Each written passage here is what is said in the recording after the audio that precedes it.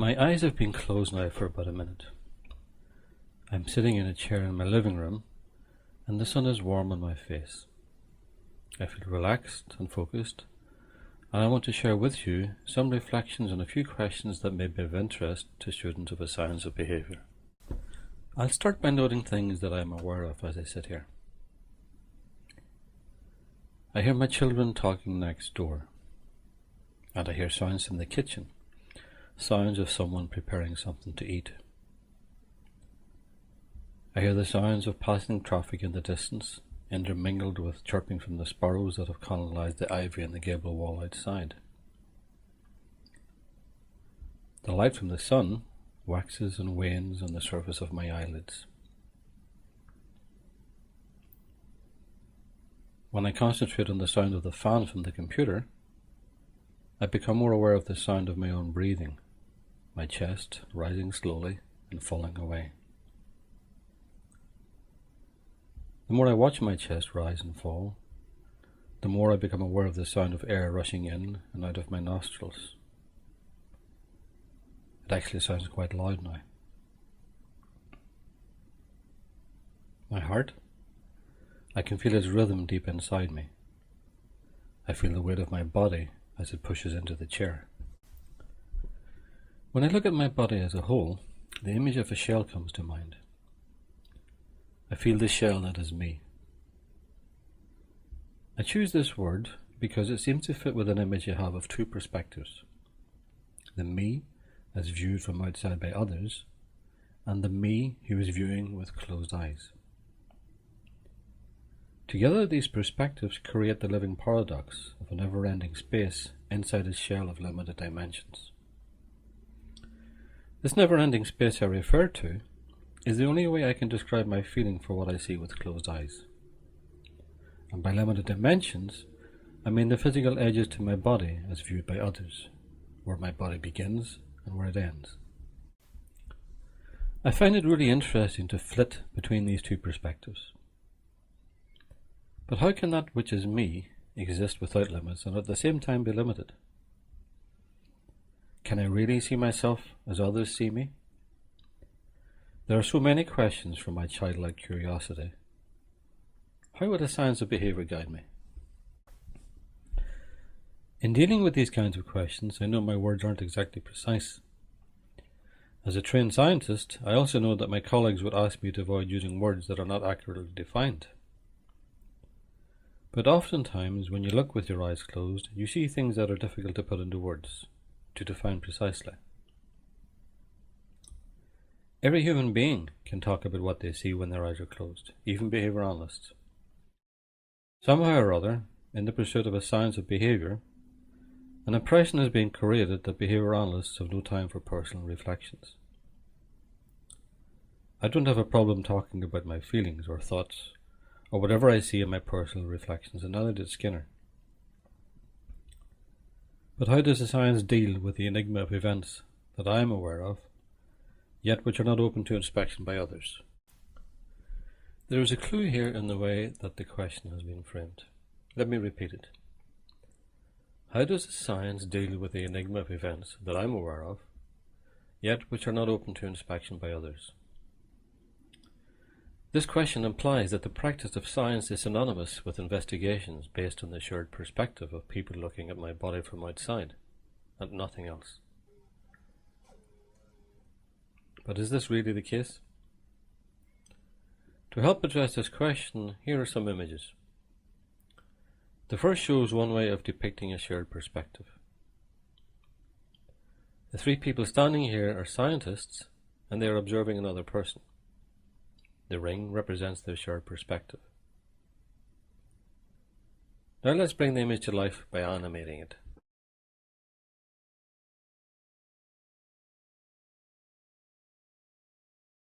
Imagine for a moment that you had the most amazing instrument that could let you see all the changes that happen inside the skin the moment they happen. This image represents the findings from this instrument. Imagine it shows all the internal changes associated with words like thoughts, feelings, desires, beliefs, urges, attitude, self-awareness, you name it. It is all there to be observed by others. Just how useful would this information be to the person being observed? We'll come back to this question later on. Viewed from outside, her act of observing herself would itself be categorized as data to be collected by the scientists, data to be compared to all the other changes that are observed. In traditional terms, these data would be regarded as the products of an objective perspective. In contrast, however, her observations are said to be subjective. She would see entirely different things. This simple contrast between two different perspectives raises a number of intriguing issues.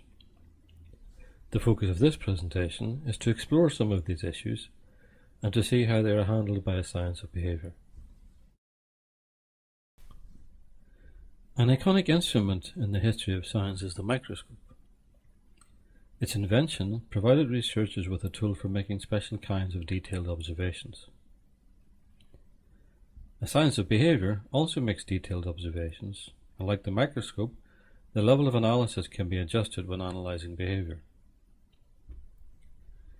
The database of findings produced from special observational techniques of any organism, including humans, includes information on physical structure. That is, all the bits and pieces that collectively define the entity being observed are identified and given a name. In addition, information is collected on the role played by each piece as they function within the organism. This includes information on how the various subsections of the brain interact with each other, as well as with the various parts of the body. All of the information collected provides the scientists with data that then requires further analysis before explanations are developed. When they are developed, explanations take the form of statements about the kinds of changes one is likely to see under specific circumstances. These statements are explanations in the sense that one will be able to answer questions like this. What kinds of changes are likely to be observed under specific circumstances? Another more familiar kind of question can also be answered. Why is this happening now? Now, this question is answered by noting that since we are dealing with natural laws, the observations are said to occur because these are the sorts of changes one can expect under these circumstances. The science of behaviour then takes another step by developing a technology of behaviour. A technology of behaviour takes the form of procedures that can be followed so as to influence behaviour in predictable ways. In other words, another type of question also can be answered. If I wanted to produce particular kinds of changes, what sorts of circumstances should I arrange? Now, this question relates back to the information collected under a range of circumstances. And a case study in the treatment of autism shows what can be done. Meet Killian. At just under 4 years of age, he did not respond to hearing tests and was thought possibly to have brain damage. He engaged in a wide variety of disruptive behaviours that his parents found increasingly difficult to manage. He was eventually diagnosed as having moderate learning difficulties, Asperger's syndrome and attention deficit hyperactivity disorder. He had a vocabulary of about 7 or 8 words, preferred solitary repetitive play, slept little, and did not respond to his name. On advice from her family doctor, Killian's mum, Lynn, began an intensive course of training in applied behaviour analysis. Here she is with Killian at the beginning of the course. Come in. We'll do some more looking, and then you play with the cement mixer. Come on. You get that whenever you finish looking, okay? It's your turn again. Now you have to count 10 because Mummy didn't win. Okay? Can you sit down? 1, 2, Ah, but you're not looking. 3, 4, 5, 6, 7, 8, 9, 10. Now, you ready? Ready? Steady. Go. 1, 2, 3, 4, 5, 6, 7, 8, 9. 10. Yes, you did it. Okay, Mummy's turn. Throughout his early childhood, Killian was seen by a number of professionals. According to Lynn, none of them were able to offer any practical advice in dealing with him. In her training in applied behaviour analysis, Killian's mum learned how to rethink her usual way of formulating explanations for Killian's behaviour. Now she was being asked to look for patterns in his behaviour. She also learned that patterns of behaviour could be defined in ways that permitted graphs to be drawn for monitoring their development. She learned how to design interventions that were tailored to Killian's needs as a developing child. She learned how to make adjustments to interventions when the data she collected indicated that they were not being effective. She also learned how to make adjustments to interventions that were effective because the changes in Killian's behaviour left him ready to move on to another developmental stage. Here now is a segment taken from Killian's grammar school report at age 11. Killian enjoys the company of his classmates. He is a member of the school quiz team and has a great sense of humour. He is a friendly and enthusiastic boy who can articulate readily his needs and desires. He has an excellent expressive vocabulary and his reading and thinking skills are well developed. He contributes well to class debates and discussions and he has a wide general knowledge. And here is Killian, age 13, introducing a conference in applied behaviour analysis with a script he wrote himself. Hello, my name is Killian and Dr. Mickey Keenan asked me to talk to you about my experiences with applied behaviour analysis, or ABA if you like. I was the first child in Northern Ireland who took part in an ABA programme which Mickey supervised. My parents came to see him because they hoped he could show them how to change difficult behaviours, like running away for example, and how to encourage skills like talking and listening. That was when I was 3. Some experts had said I wouldn't be able to talk properly or go to an ordinary school, but I proved them wrong. I've been going to a school with my brother and sister since I was 4. I've heard that some of those experts say ABA won't work, or that it's cruel, but they don't have first-hand experience like the way I have. ABA was fun, makes you feel good about learning new things, and I know my parents say it can be hard work too, but it doesn't feel like that. When I was at primary school, Myra, my classroom assistant, joined Pete to learn about changing behaviour, and she and my mum are still good friends even though I've left. She uses ABA to work with other kids with autism too. Now I'm 3rd year at Dominican and I really like school. My favourite subjects are history, Spanish, chemistry and physics and biology. I don't think I would have had the chance to do these things had it not been for ABA, and I know I wouldn't have realised that it's okay to be different. That autism could give you skills that other people can't have, like concentration.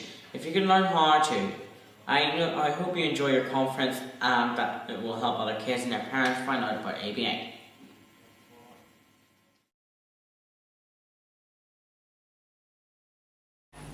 What way would you describe ABA to? I'd say like gradually lifting a boulder from a blocked river. Okay, because some people say that. Yeah, no, yes, I know people say it reduces them, but I actually said it actually. What's the opposite of reduce? There's a word. Increases their potential. Potential capability. So you think it increased your potential? Yeah. You take anything away from? No.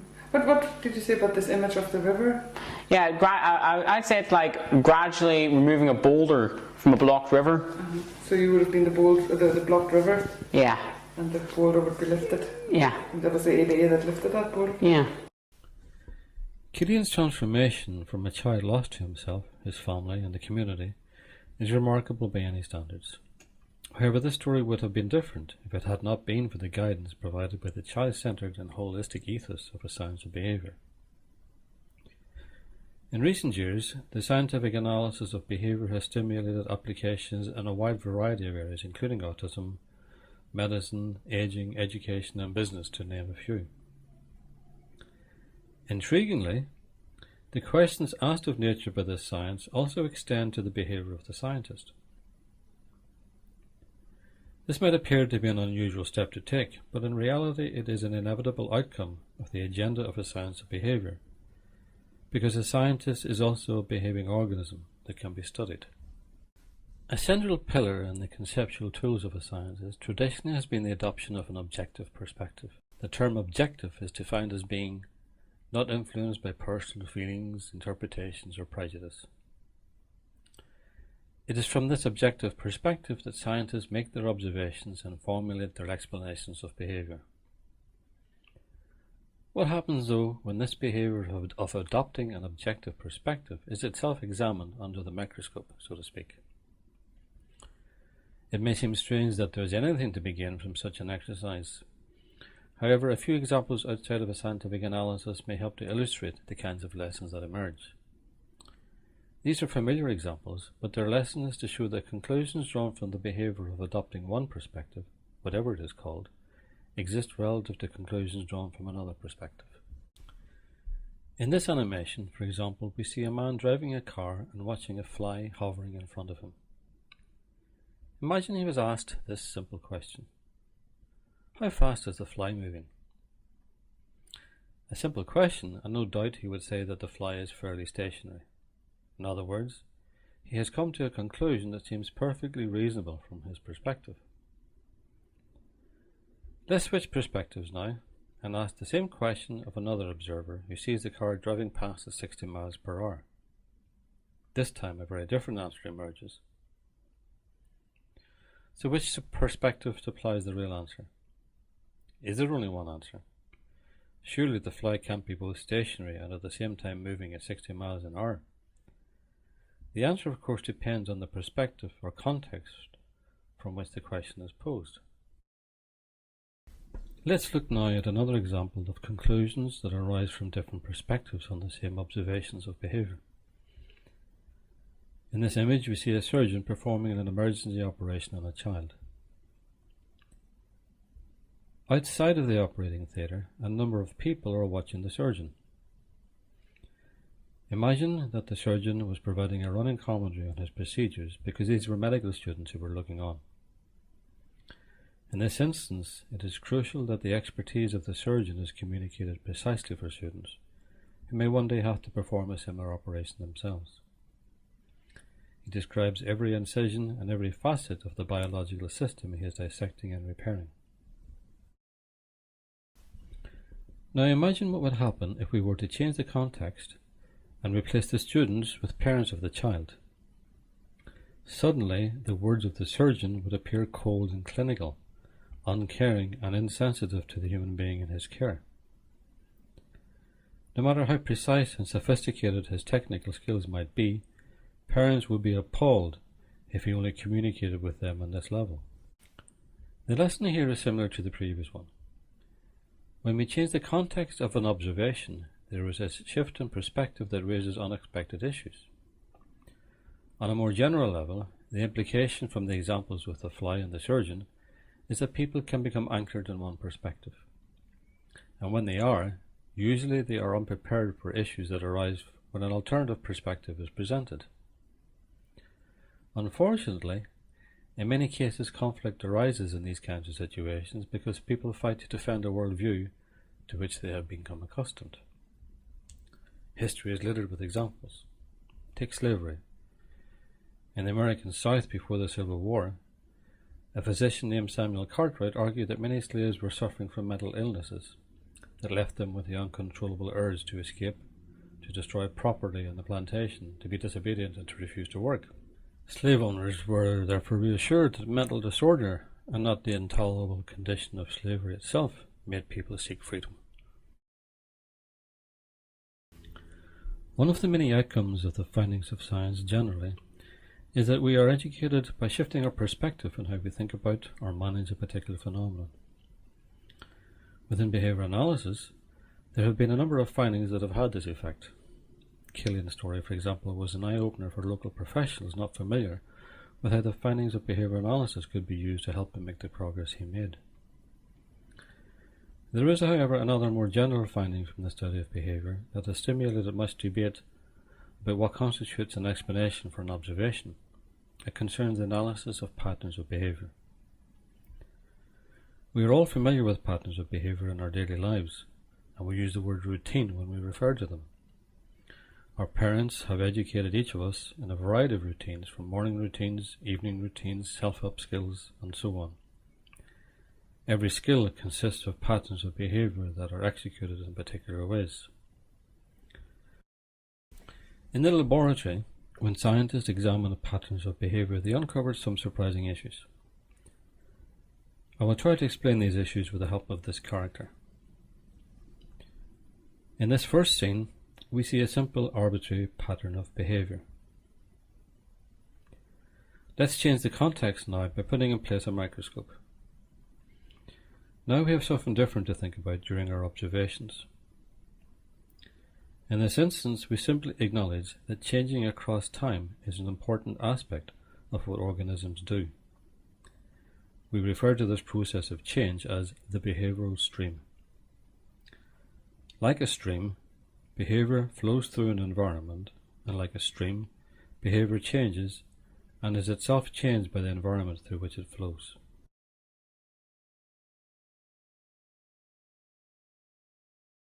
Let's now take things a step further. Here we have captured snapshots of the behavioural stream. In doing so, we have actually created a measurement system of the kinds of changes that took place.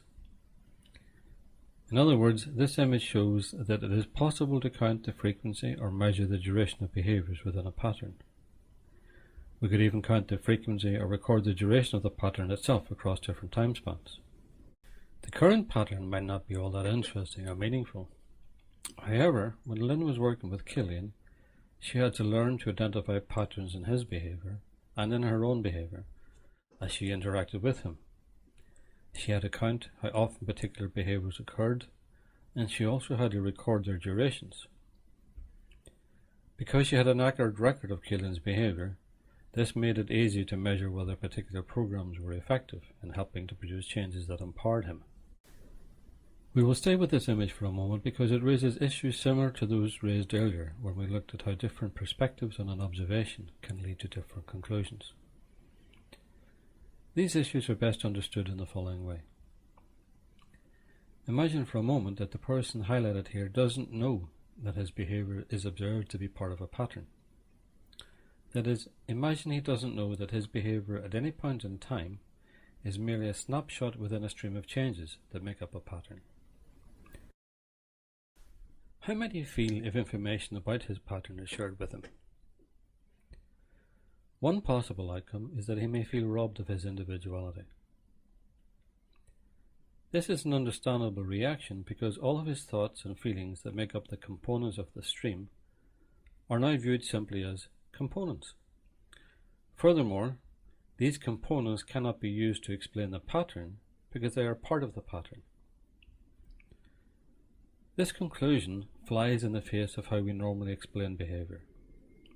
Usually we are taught that explanations must make reference to events happening inside a person immediately before they behave in a certain way. Now, these events are considered to be data, and that means they too require explaining. If they are used as explanations, then the explanation is regarded as premature and incomplete. An alternative reaction to feeling robbed of something might be to see that the information on patterning adds to his understanding of himself. To put it simply, he now knows that he feels or thinks in the way he does because that is what often happens when this pattern appears. As to why this pattern should appear, well, that's another question. For the moment though, this positive slant on the information given to him by someone observing him represents an opportunity for adding to his self-awareness. The person shown here was originally a scientist looking down a microscope.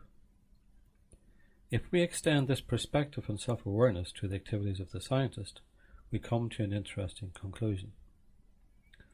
Whilst he may have been quite content to accept without question that he was being objective in his research, there is now some doubt on the usefulness of this term.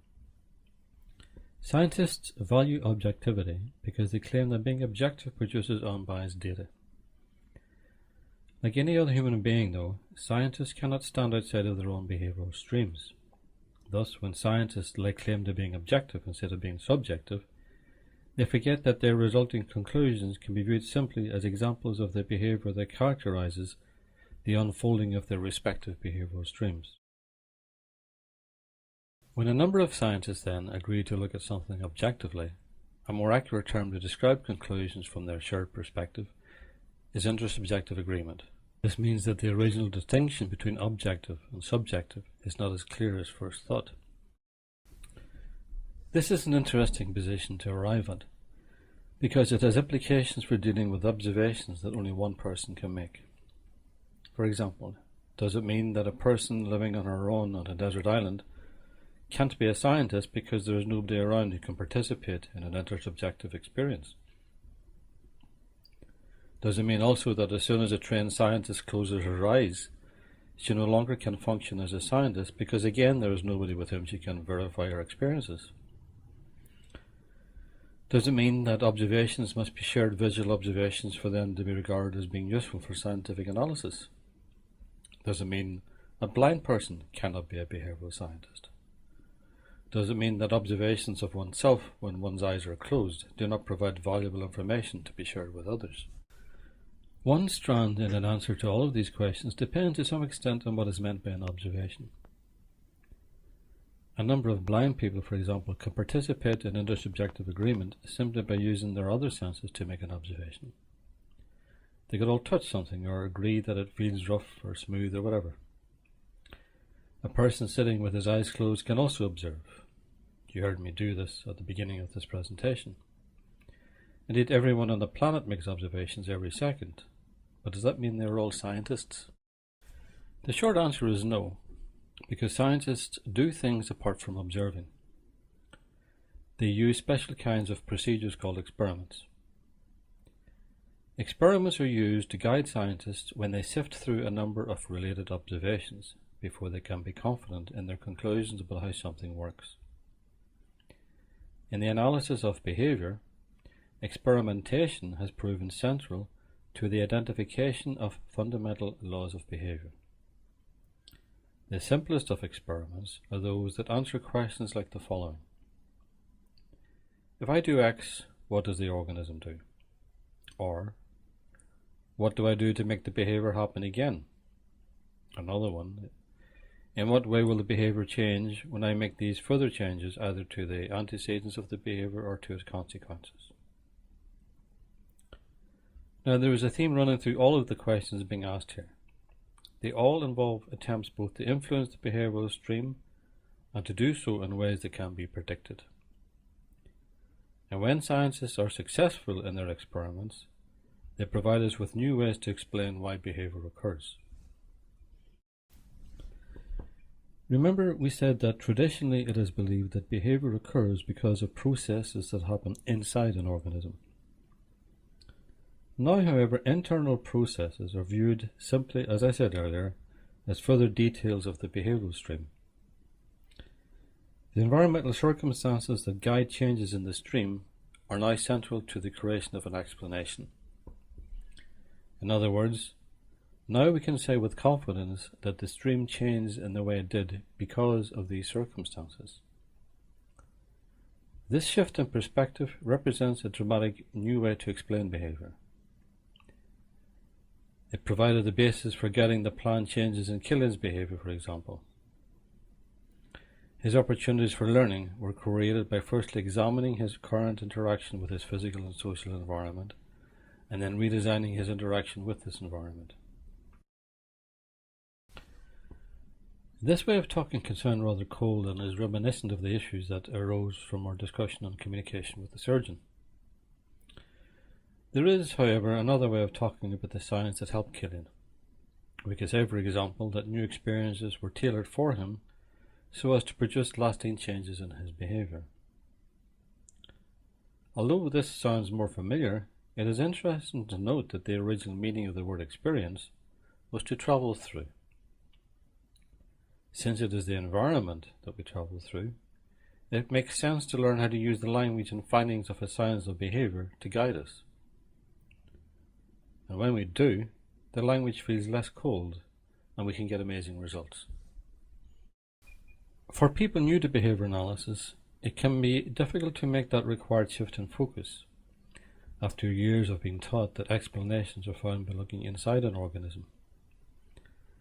A common misunderstanding, for example, is that everything inside a person is now relegated in importance. A more balanced view, however, is to see that everything outside a person is now elevated in importance because of how we affect and are in turn affected by the world around us. That old view where it is thought that I am in here and the world is out there is no longer tenable. This was put rather neatly by the physicist and philosopher Alan Watts when he said that the skin does not separate you from the world, but connects you to it. Using the image of the behavioral stream, we say that you cannot look at the stream without at the same time looking at the environment through which it flows. So how does all this talk of science help us with the question posed right at the start? If you remember, we asked about information collected by scientists, and the question went something like this. When information is collected by scientists observing a person from outside, how useful would this information be to the person being observed? Now, the data collected by these observers would not just be details of internal changes. The data would be more holistic in nature, for they would be a record of the relation between these internal changes and the environmental circumstances under which these changes occur. This means that the person observed could say to herself, if I could see what they could see, does that mean I might be able to watch the beginnings of thoughts, or of feelings, or of urges, or some other behaviors, and monitor the circumstances under which they occur? Of course, and not only that, but you will be able to set up procedures that facilitate self-control. Bear in mind, though, that just as there were two perspectives on the fly in the car, her self-control will be viewed rather differently from outside. The feeling of self-control would not be viewed as the explanation for any changes in behavior. Instead, the feeling would be viewed as accompanying the observed changes, for it would have grown with these changes. Now, this is another odd statement when compared to what most people understand. Not only does it repeat the argument that internal changes are not explanations, but it points to a central issue concerned with the labels we use for internal changes. More on this later.